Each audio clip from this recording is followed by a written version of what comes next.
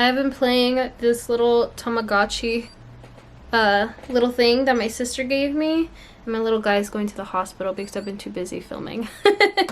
Hey guys, welcome back to my channel. My name is Geraldine Silva. You hear the squeaky chair, the infamous squeaky chair.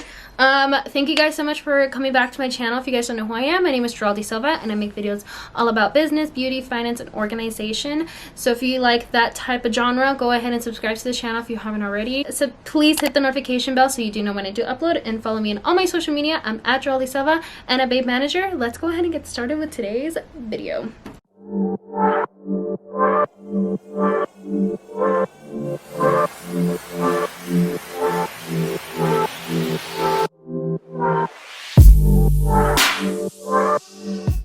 This guy needs to go to the restroom.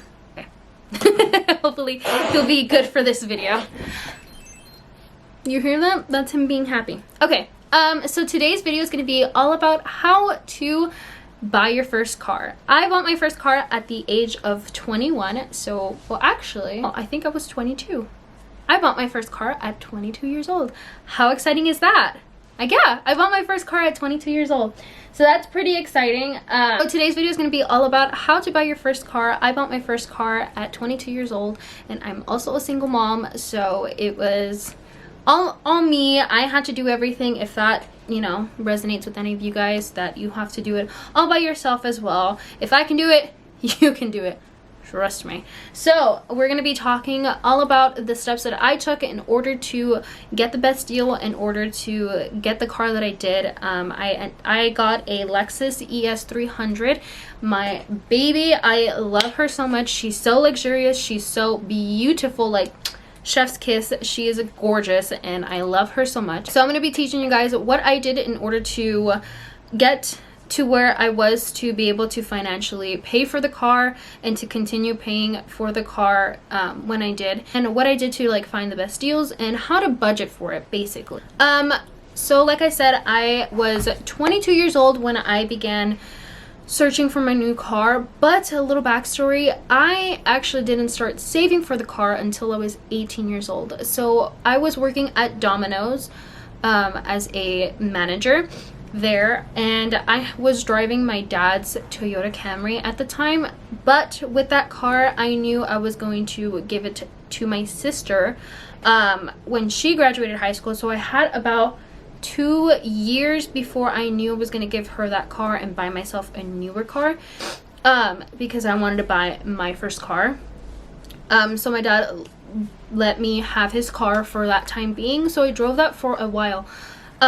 So I'm assuming that most of you guys may have already have a car, or if you're probably like busing around or walking or riding a bike or some sort. So you're starting somewhere, and that's where I started. I didn't start with payments or anything like that. I did have a car, thankfully, from my dad and stuff, but in the end, I bought my car myself. No one else helped me.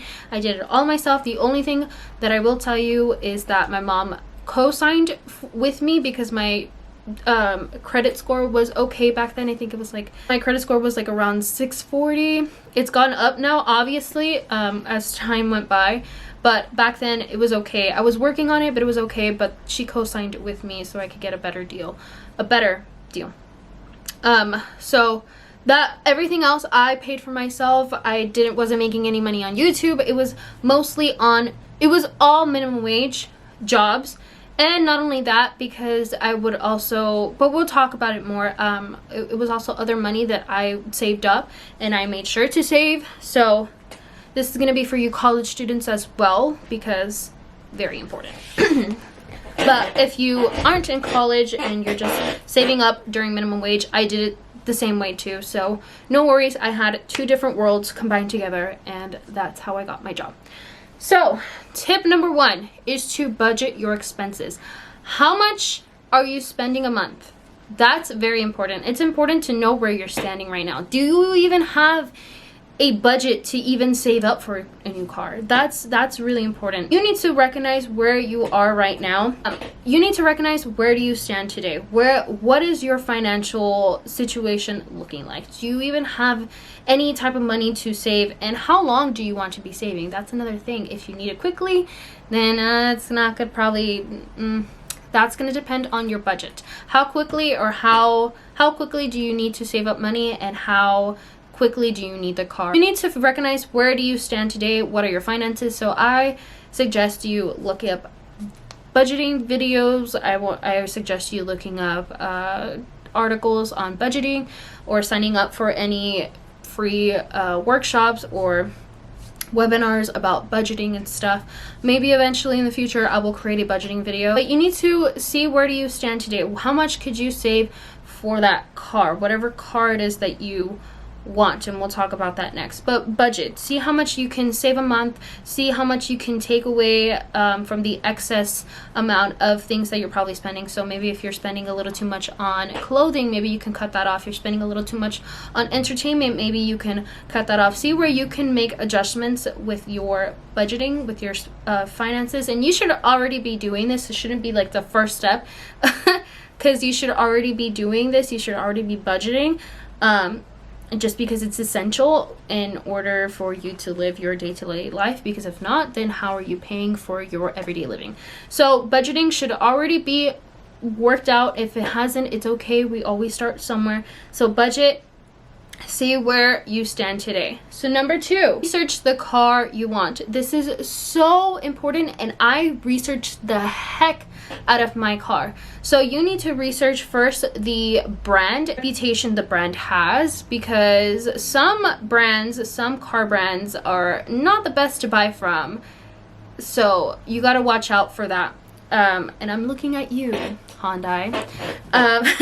So you gotta research the brand. How does the cars that they have hold up? How much do they break down? How much are their expenses? Like, you gotta look. You are researching the car. If you don't know what kind of car you like, you know, whenever you go and drive down the street, take a look at the cars, see what kind of cars that you like, and then write them down. Write down the brand and the model that you like, and then go home and then research about them, read about them, see how much they cost yearly for annual fixes and stuff, or how much does it cost to get an oil change. Look up everything. That's what I did. I looked up the oil changes, the gas, the mileage, the gas mileage, how much would gas need, what kind of gas does the car need. That's another thing too. Don't forget how much, because that's something that you're going to be paying weekly or every other day, depending on the type of car that you have. So research that. How much gas does it spend? How much do you need? And what kind of gas? Because paying a premium for gas is really expensive, especially if you're in California. I made sure that my car could take the lowest grade that I could, because I knew that I would not be able to have a budget for a premium gas car. So figure out the budget of the car. So you want to research, like I said, how much gas you're going to be spending, how much an oil change is going to cost, the cost of your plates. Getting your plates is really important, because you're going to have to pay for that initially when you go and buy the car. How much is that going to cost? How much is that going to cost yearly? So you have to make sure that all of that is within your budget. And not only that, but how much are you going to be spending monthly on the car plus the insurance. When it came to me looking up the insurances, I would go on to any insurance place, whether it was like Farmers or just Mercury Insurance, like any insurance, a car insurance, and I would pretend like I was getting a quote for the car.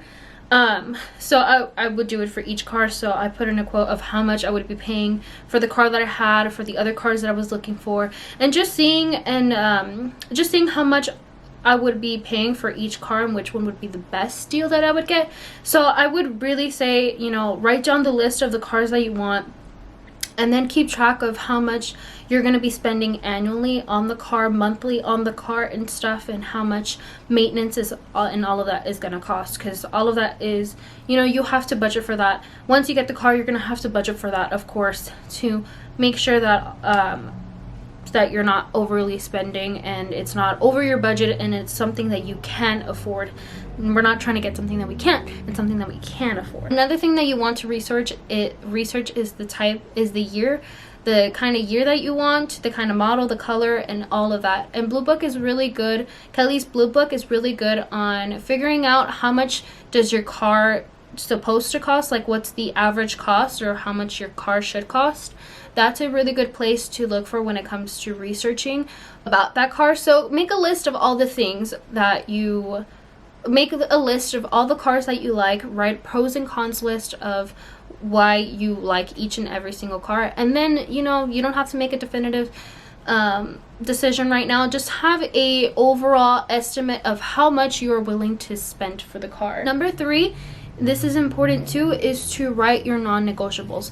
So for me, for example, this would be the kind of color that you want. If you're buying in a used car, how many mileages do you want? The price of that car, like a reasonable price, of course, literally varies between you. So for me, my non-negotiables was that I wanted a white car. I also wanted either black interior or tan interior. So I got the black, which was fine. But I was looking into the brown ones as well. And then another non-negotiable was that the mileage was not supposed to have over 25,000 miles, and the car cannot cost over $25,000. So those were my non-negotiables. So when I would go to look for those for the car that I wanted, which was the Lexus, I'm just gonna use the Lexus. So when I went to go in to look for the cars for the Lexus, I would put in that information inside the search bar, so that I'm only looking for that type of car, and I'm not, you know, looking too high of a price for a car that I know I can't afford. Because if I fall in love with the car I can't afford, then there's a serious problem right there. So just what is your non-negotiables, write those down. And when it comes to going to look at those cars, be firm on that is what you want. You don't want to be swayed into a car that you've never researched for. You don't want to be swayed into a car that you don't really want, because that did happen to me. Just, I guess, to give a little bit more detail about this, I was searching for 3 different cars. It was the Toyota Camry, the Lexus, and a Honda Civic. So I looked up all the prices. Obviously the most affordable, the thing is, like, there was also this, the Camry was gonna be new, that for sure was gonna be new. The Lexus and the Honda I was looking for a used one, because I didn't want to buy a new Honda, but I was willing to buy a new Camry. But I settled for the used Lexus because I could not afford a new Lexus. But it's okay. We still drive in style. So I went to go look for all those cars. They all had the same situation, like the same non-negotiables and stuff. So you gotta be firm on what you want. When I went to go test drive my Lexus, they kept trying to sway me into purchasing the new Camry. But at that point, I already made a decision that I wanted the Lexus. Like, I was not looking at a Honda, I was not looking at a Toyota anymore. I wanted a Lexus. And the car that I got was at a Toyota dealership. So they kept trying to push me to purchase that new, of course, that new Toyota Camry, because they want to get their inventory out. But I said, no, I want the Lexus. Give me the Lexus, that's all I want. But they kept trying to sway me, trying to tell me, you know, this is a better deal, you're gonna get a better deal out of this. And I was like, no, I want what I want. So you gotta be adamant about what it is that you want, and be firm. Be firm. Number 4 is to create a separate savings account for the car. So if you have a savings account that you just put your your emergency funds, and you're putting in your car savings into that savings account, it can be quite difficult to try to track it all and see how much you actually have. And so what I say is to create a new savings account. I believe these should be free. You shouldn't have to pay to create a new savings account in your bank. I know that's what I did. A new bank account for me to be able to transfer my every single month whenever I would get paid. Or every 2 weeks actually, when I would get paid, I would put in the desired excuse me, I would put in my desired amount into that account until I accumulated however much it is that I wanted to accumulate. So I suggest for you to do that. Number 5 is once you begin the car buying process once you already have all your money together, once you figured out what it is that you want. Start finding the good deals. I started about a good 3 months prior to me purchasing the car, so I would go on Carfax, I think it is. Yeah, it was Carfax, and just dealerships websites that were around the area. I would search their inventory and see what it is that they have, and see if they had the car that I wanted in the style that I wanted. If I didn't, then you know, that was completely fine. But I started ahead of time, and I started writing down the cars that I really liked that I wanted to go check out. So once it was finally time for me to give my car to my sister, and I was in the process of buying my new car, we did go looking at other cars. I did look at a Honda Civic. I test drove that.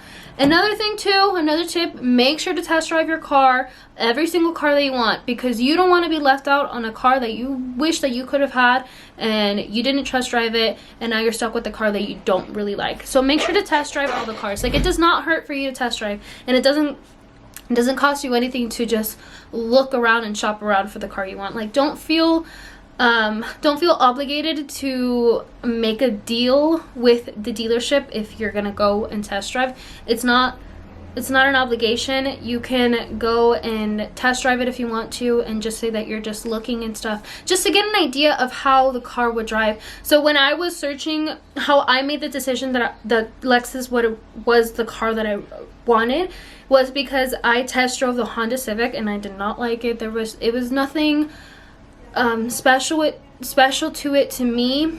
Not saying that, you know, if you have a Honda Civic, those cars are horrible. No, to me, it's just, it wasn't my type of style, so I chose not to take that route.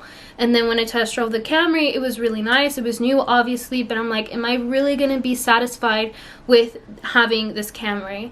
And I would go on subreddits and stuff, and I would read about, you know, how people felt with the Camry and what people felt about the Lexus. Because another thing too, when it came to this car, was that it's a Lexus, so it's a luxury brand, right? So it's gonna cost a luxury amount.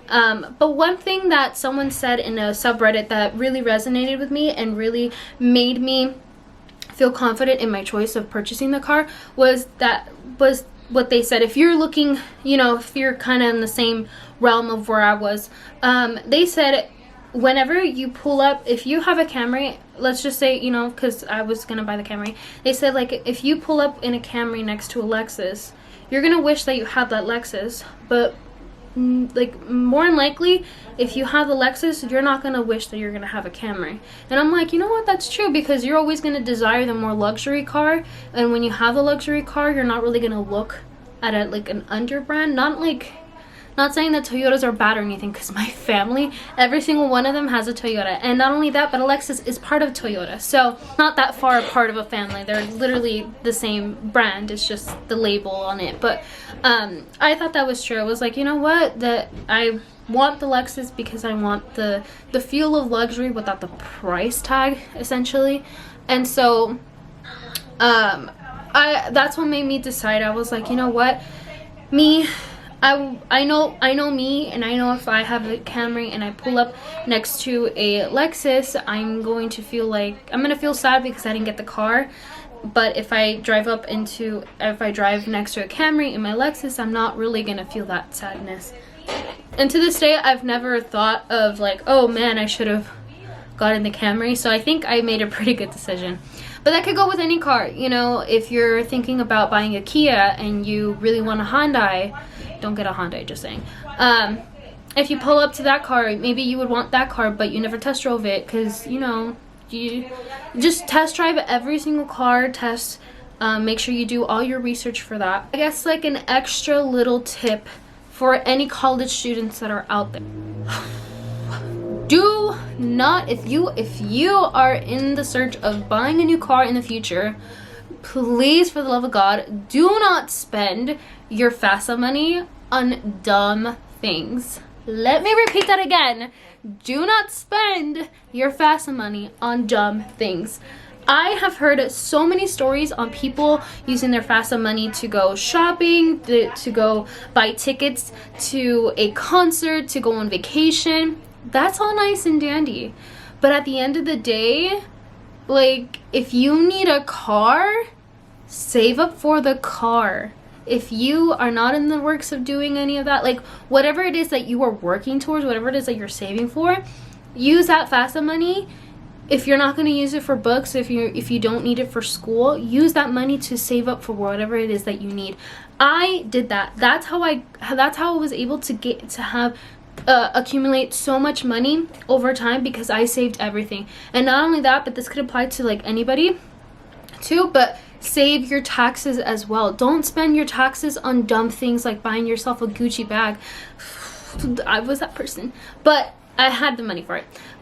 Don't spend your money on a new Louis Vuitton bag if you know you need a car in like 2 years. Save that money, wait till you are financially good, and then you can, you know, move on to the next thing. One thing at a time, people. I ended up spending some money too. I fell into that trap of like, yay, FAFSA money, you know, I get to spend it on this or I get to spend it on that. But at the end of the day, I knew that saving up for a car was really extremely important and was a priority.